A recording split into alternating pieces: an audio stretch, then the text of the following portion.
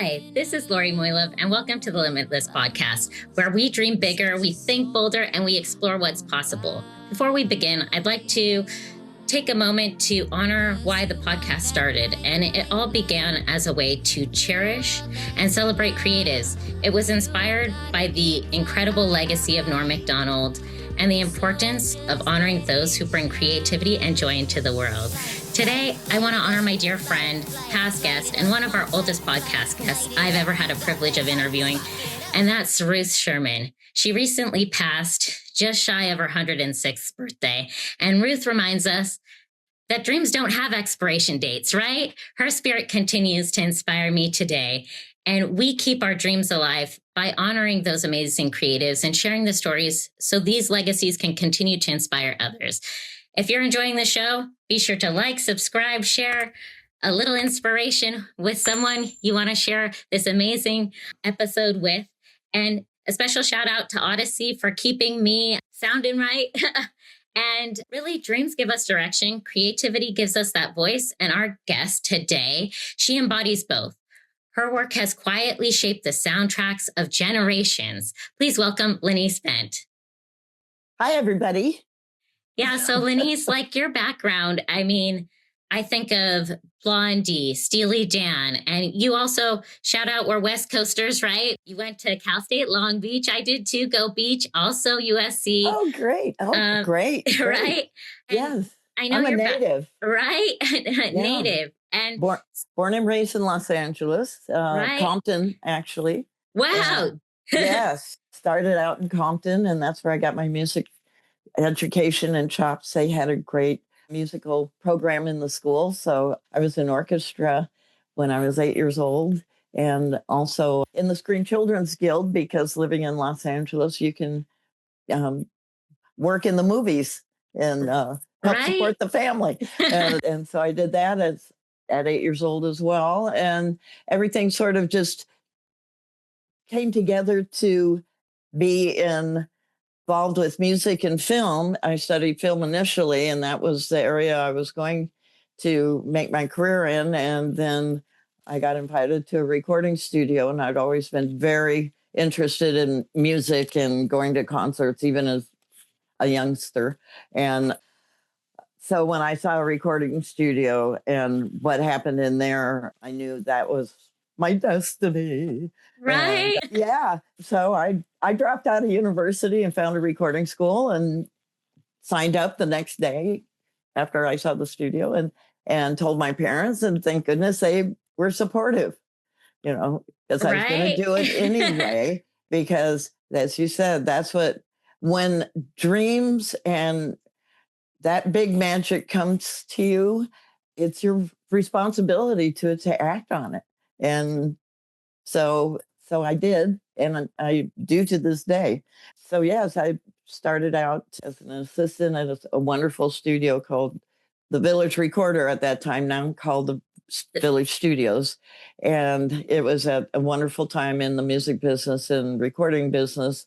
So a lot of great talent came through the studio that I got to work with, including Steely Dan in the Asia album, and Breakfast in America with Supertramp, and The Last Waltz with the band, and Tusk with Fleetwood Mac. And that was just the caliber of creativity and talent that came through those doors. At that time, in order to make a record, you had to typically have a record company willing to invest in you because they believed in your talent and that you would make them money. And so not a lot of slackers back then coming through those doors. It was expensive, and very few people had home studios at that time. Now, with technology being so affordable and music so ubiquitous and nobody really pays for it, and anybody can make a record if they want. It just doesn't mean it's could be the best record ever made, but everybody has the opportunity to do it if they want to. And I support that in their heart and their drive, just like any other art form. And I'm fortunate because then when I became an actual recording engineer, I got to work on some really wonderful projects because I was the engineer for a producer named Mike Chapman, who was very popular pop producer, songwriter for groups like Sweet and Mud and Blondie and The Knack and Susie Quattro. And we worked with Tanya Tucker and Cher and just a variety. But my grandest achievement, courtesy of him, is a Blondie album called Autoamerican with the first hit rap song with music called Rapture and a wonderful Caribbean hit song called The Tide is High. And the record was quite wonderful to work on because every single song of Debbie's vision, Debbie Harry with Blondie, on this album was completely different. So being a recording artist, I consider myself a recording artist, not just a technical extension of the gear. It was very creative for me. I could choose different microphones. I could choose different ambiances. I could choose different sound qualities, different textures with sound. So I have always felt that as a recording artist, I paint with sound. It's a palette I paint with, and it's the instrument I play. The consoles and Pro Tools and all of that. Yeah, and being that like in that inspiration, you're in the studio and you're recording, let's just say, one of the artists. Can you tell us like a fun story where your creativity, because you're an artist yourself, and how that creativity kind of melded with others, because really it's a collaboration of art forms coming together, whether the artist is recording and up there by the microphone and then you're helping select those things. There's a craft and art to that. Can you kind of share maybe a story and an experience you had? Well, I can definitely share one on a production level as well, being the producer, inspiring and capturing a performance. I went on after making records for a while, I had a serious illness. I got cancer, and the doctors insisted that I quit working, and I supported them on that and got well. But I didn't work for about 8 years. And so when I came back, I went into post-production audio, doing sound effects and for Disney cartoons and a lot of TV shows, Golden Girls and Empty Nest and The Muppets, just a whole bunch of wonderful stuff, recording what is called Foley, which is organic sound effects, the hand hits, the coffee slurps and cup set down, right? Footsteps. And so that led me into working for DreamWorks as a foreign dubbing supervisor, overseeing the foreign versions with the star talent in other countries for their animated features like Shrek and Spirit, Shrek 2. And so there was one incident I was working in Istanbul, and each one of these versions of the films, they dub them with star talent, so it'll draw, the audience of that territory or country. And some of them are not always what you'd expect them to be. And this one that they brought in to sing Shrek 2 was she's an opera singer, 30-year-old opera singer, and very, very structured and very famous, but very, very structured. And the song she was to sing was a song called I'm Holding Out for a Hero. and that really had to rock.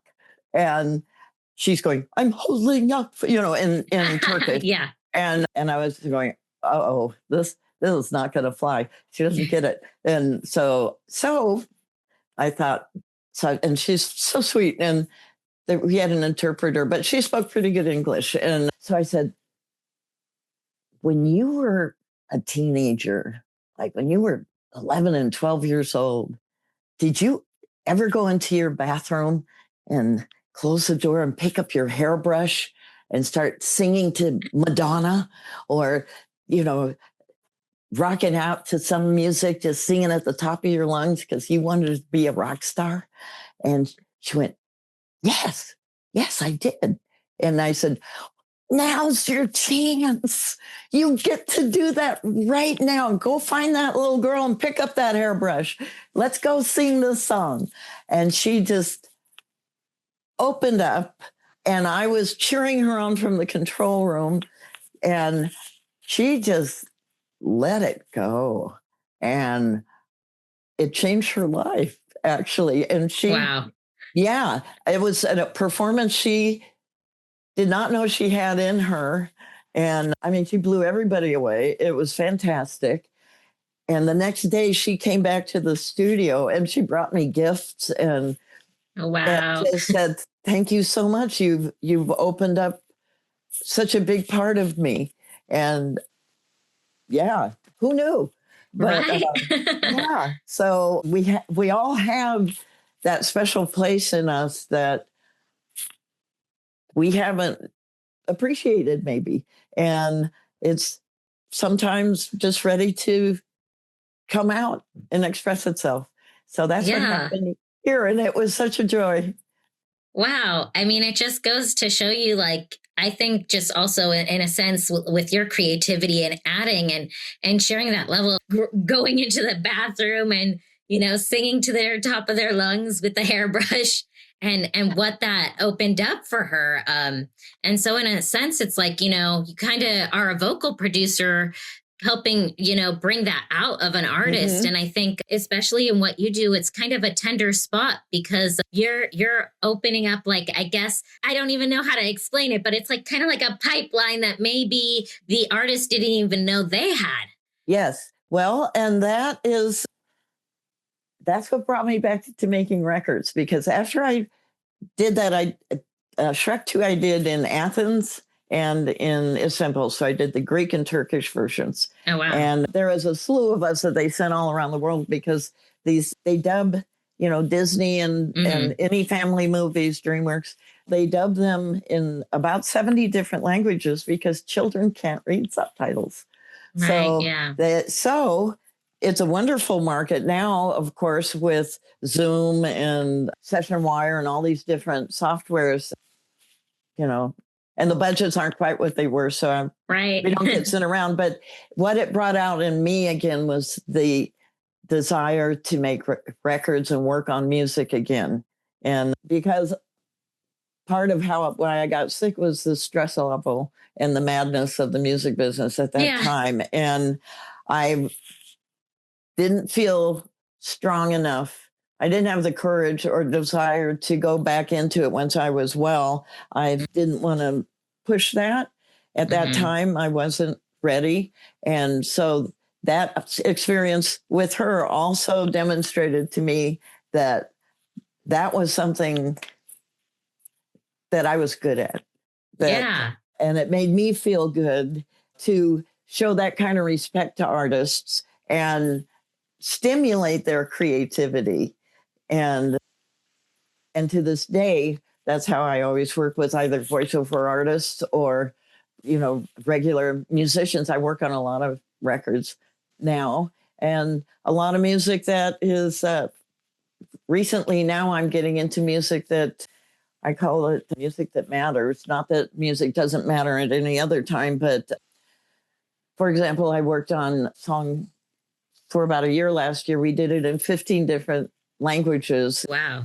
Called Could You Lend Me a Smile, based on an article about the passing of a young man in Tokyo in his apartment, and nobody missed him. He'd been gone for weeks and nobody missed him. Nobody reported it. And because of the isolation that happened, with the pandemic, really did a lot of damage for people who were stuck alone. And what the commitment I made to myself and my artistry, and one of my brands or marketing ploys is that I can turn on a dime. And so there are certain sacrifices that one chooses to make. And not everybody wants to get married and have children. And that's okay. I know in our climate these days, they're trying to, poo-poo some of us who have not taken that path. And I have to say there's uh, a lot of my friends, female friends, have never done that. But they're all professionals in this business, but that's what they chose. I'm a wonderful aunt and I'm a wonderful co-mom. I have the greatest nieces and nephews. I have a great family and I'm very blessed, and I am become more and more aware of that all the time, dealing with young women coming up in the industry who maybe didn't have the healthy male relationships that I was raised with. And that's a real issue among women in our industry, and how to navigate that. And so how do I create balance? Well, these days, so I had to learn how to do that. So when I came back after I was well, I wanted to stay well, and I recognized elements that I did not want in my life anymore, and stress levels. And so the choices I made, maybe I wasn't going to make a lot of the big hit records anymore or do that sort of stuff. But instead of having a hit career, I was going to have a long career. And I inspire others to think in those terms as well. And so you have to create balance in your life. And I have a wonderful community of creatives. And in the audio world, we have an audio lunch bunch that meets on Wednesdays. And it's just to hang out. There's no networking. There's nothing like that. It just gets everybody out of their hole, and or just to interact with others who are like-minded. And they bring, people bring their dogs. It's out on a patio in a Mexican restaurant. And we've been doing it for like 10 years. And, people talk about their motorcycles, or talk about their recent surgery, or their, whatever they want to talk about. But it's not a lot about work. That's not what we do. Because we already have that. But there's a little bit of that, of course, because that's what we do. But it's not, it's to have community and take a break and get some sunshine and community. And so we do that. And that's big. And there's a few opportunities for that. And so I make sure I participate in social activities because I'm a very social person. I don't want to sit in a room by myself in the dark making noise. I tried that. And for doing sound design, sound effects, and I can do that for a little bit, but typically I want to be around others, and so you make certain choices about how you're going to create that balance, and you become mindful. Sleep is so important, and that was one of the things back when I did get sick. I wasn't, I was immortal and bulletproof still. I was like 27, 28 years old. And you just think, I'll sleep when I'm dead. And it's like, no, you get to sleep now. And you'll have a much richer life the healthier you are. So I make sure I walk. I make sure I'm doing lately these Tai Chi things in the morning for like, 10 minutes. And it's a wonderful way to open up, but it's important to get outside and to do other things besides whatever it is you're doing. Yeah. You'll do much better creatively if you give yourself a break, and you have to get up and walk around, and you have to go outside, and your artistry will benefit. It sure will, because it mixes it up. Because if you're not having that balance in the sleep, and even my previous guest, Willa, was sharing about, how important sleep is. And it really is, because then you can present a better version of yourself because you're more alert and you're paying more attention. Where if you have that lack of sleep, you're just groggy and you might not be in the best mood because you're groggy. So then you can't be the best version of your creative self that way. That's absolutely. Also, food is your best medicine.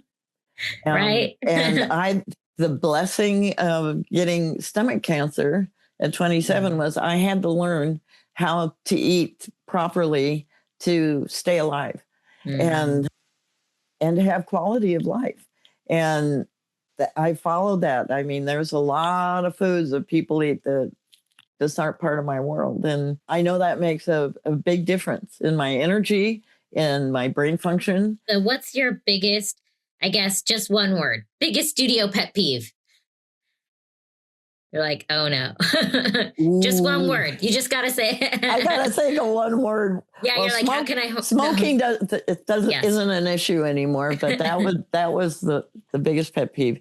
When things don't work.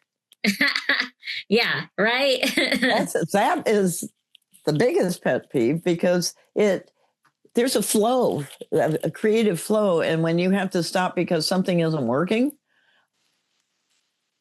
that's no bueno, no bueno. Right. And when people say, why do you enjoy working at the studio? Or, because I love to go into a real studio and, record people all at once, and have that interaction in that creative environment with other creatives and in an amazing sound palace. I mean, that's the ultimate for a recording engineer producer.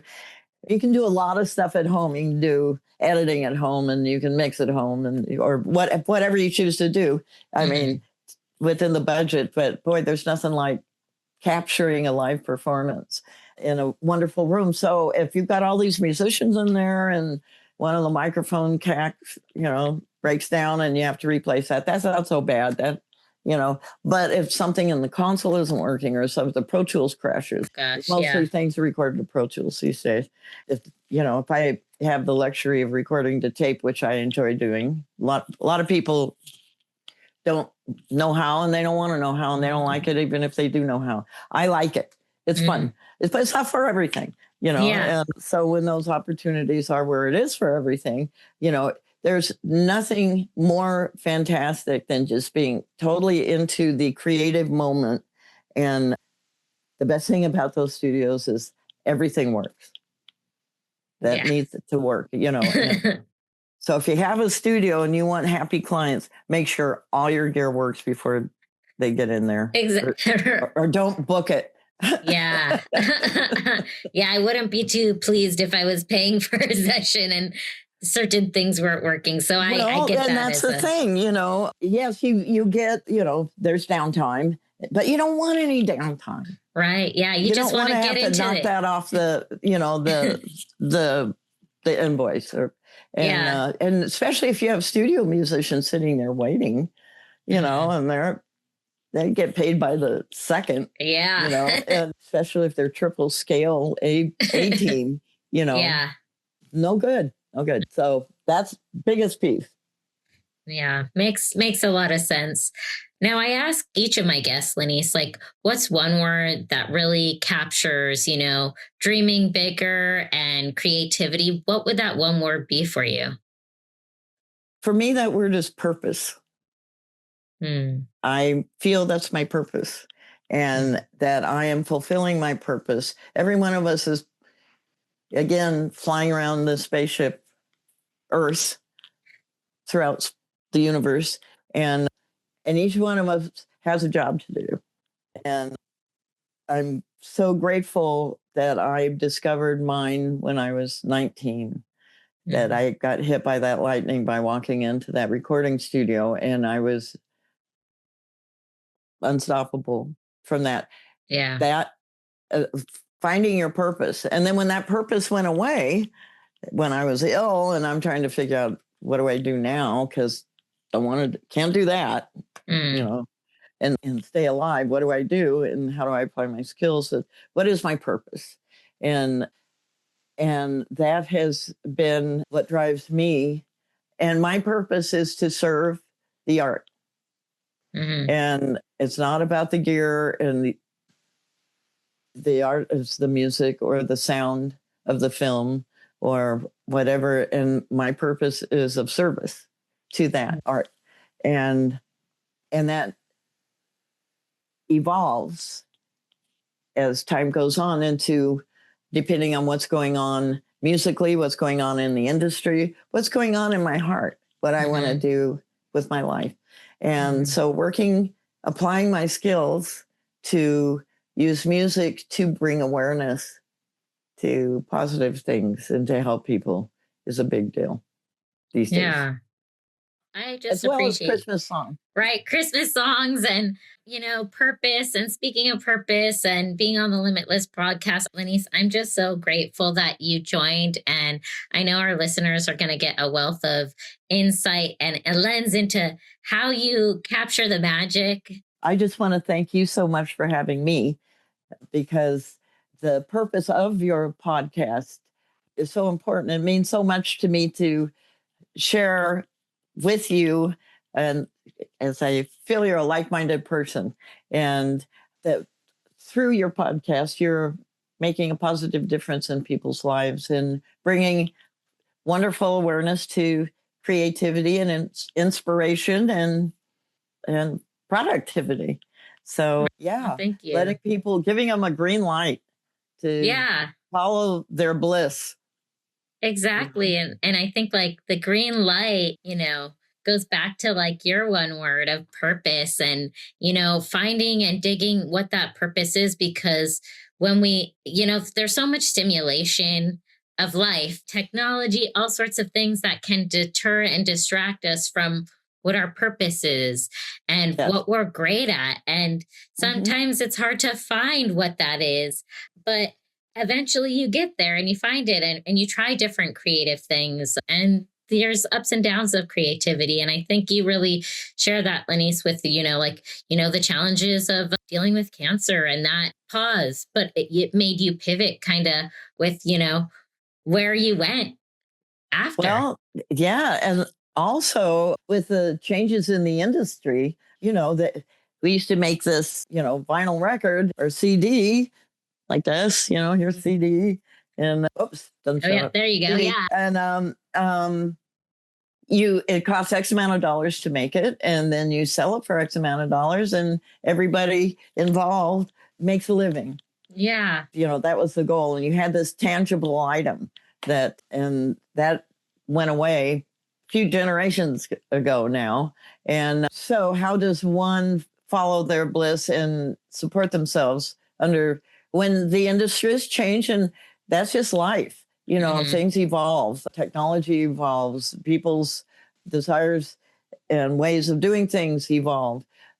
Music evolves, styles of music, and then how it's captured and reproduced, and how people use music in their lives, and sound for film, sound effects, and all of that is very important. And at the same time, how does one support themselves in a fashion that they used to and still want to, and maybe even more so? So it's okay to do other things to support yourself so you can follow your bliss. There's nothing, that's not a failure. I have done so many other things while I was trying to figure out how I get back into doing what is my purpose in life. And for a while, making records and recording music did not feel like my purpose. It didn't feel safe for me. And thank goodness it does again, and has for some time. And just being mindful and grateful for skills and abilities, and be aware, put it out there that, be visible, interact with the people who you can connect with. And we all are so supportive of each other in our creative communities. The Recording Academy has a wonderful bunch. There's the Composers Breakfast Club Monday mornings in Malibu. It's a great bunch of people. And I've, we've collaborated, you meet great people, go, oh, let's do something together. And you end up working together and creating.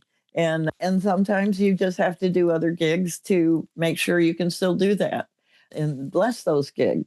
Be grateful for any revenue streams that allows you to be able to fulfill your purpose and creativity.